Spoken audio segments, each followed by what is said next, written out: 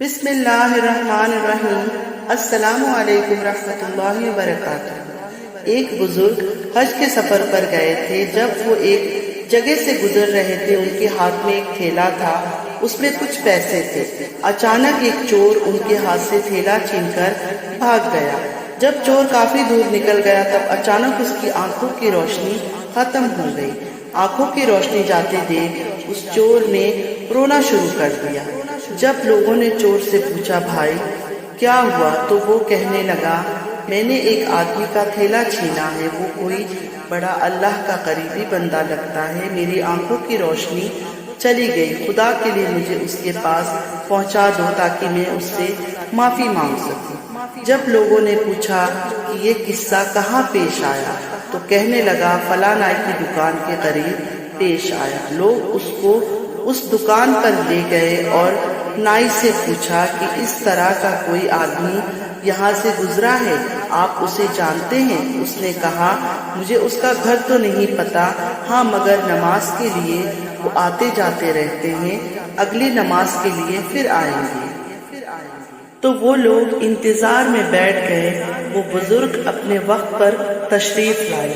لوگ اس چور کو ان کے پاس لے گئے تو اس چور نے جا کر ان کے ہاتھ پاؤں پکڑ لیے کہ مجھ سے غلطی ہو گئی، گناہ ہو گیا، نادم ہوں، شرمندہ ہوں، میری آنکھوں کی روشنی چھین گئی، آپ اپنے پیسے واپس لے لیجئے اور مجھے معاف کر دیجئے تاکہ اللہ تعالیٰ میری آنکھوں کو ٹھیک کر دے۔ وہ بزرگ کہنے لگے کہ میں نے تو تجھے پہلے ہی معاف کر دیا ہے۔ یہ سن کر چور بڑا حیران ہوا، کہنے لگا، حضرت میں نے تو آپ کا تھیلا چھین کر بھاگا اور آپ کہتے ہیں کہ معافی مانگنے سے پہلے ہی معاف فرما دیا۔ وہ بزرگ فرمانے لگے، ہاں میرے دل میں کوئی بات آ گئی تھی۔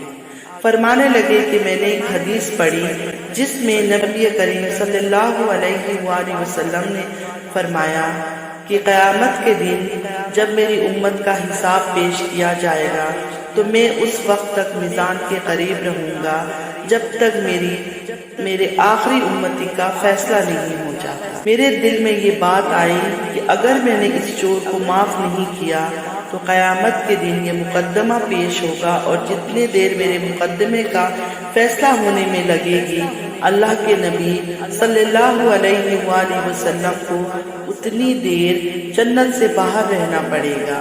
اس لیے میں نے معاف کر دیا کہ نہ تو مقدمہ پیش ہوگا، نہ ہی میرے محبوب کو جنت میں جانے میں دیر لگے گی، وہ جلد جنت میں تشریف لے جائیں گے۔ سبحان اللہ۔ امید ہے آج کا ویڈیو آپ لوگوں کو پسند آیا ہوگا۔ ایسے اسلامی قصے، کہانیاں، پیغمبروں کے واقعات، دین کی باتیں سننے کے لیے میرے چینل کو سبسکرائب کیجیے، بیل آئیکن کو بھی کلک کیجیے اور ویڈیوز کو لائک شیئر بھی کیجیے۔ آپ لوگوں کا لائک اور شیئر ہمارے لیے حوصلہ افزائی ہوتا ہے۔